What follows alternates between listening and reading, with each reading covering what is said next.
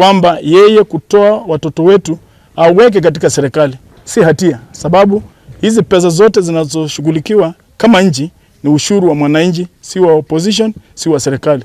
Na sisi tunaamini kwamba wale ambao wametoa kupeana wafanye kazi ndani ya serikali ni viongozi wenye tajriba kubwa na uzoefu wa kazi. Tukiangalia ndugu yetu Wycliffe Ombeza Oparanya, wale anafuatilia akiwa waziri wa planning wakati wa serikali ya Rais Kibaki, alifanya kazi kubwa sana.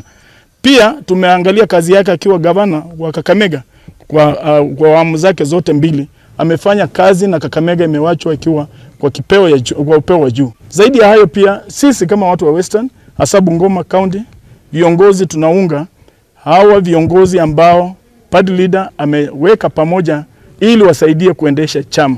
But mtu ambaye amepewa nafasi kuwakilisha nafasi ya deputy party leader wetu Wycliffe Ombeza Oparanya aliwacha.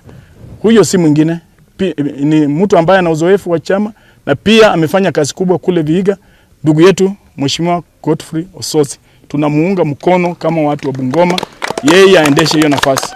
Tukimalizia, ninaona kwamba hii timu ni timu ya nguvu sana na hawangali intact kwenye chama na wako vizuri hata kule mashinani. Tumeangalia, tumezungumza vizuri kwa urefu sana na tumeweka mikakati ya kutosha na wao, na nimeona ni watu wenye nguvu zaidi ambao wanastahili kusukumizwa kabisa ili waweze kuleta chama chetu kiweza kuchukua. Na kwa wakati huu ningependa kuwaonya wale wengine wote ambao wanajaribu walikutunyang'anya vitu vyetu vya ODM huku Bungoma, wakijua kwamba 2027 kutakuwa na kivumbi.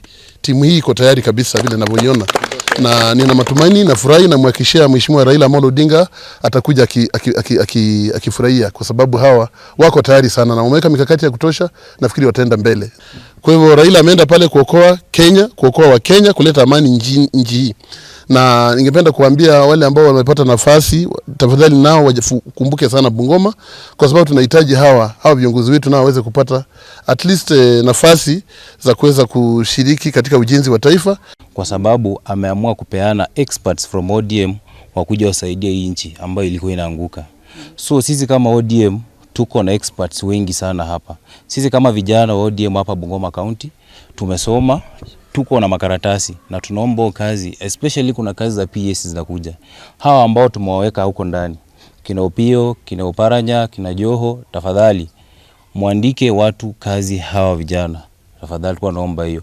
Maana Bungoma sisi ni royal, tuko royal sana kwa chama na tunapenda chama yetu. Tumekaa kwa chama miaka mingi na tumesimama imara na tunaendelea mbele, hata recruitment inaendelea.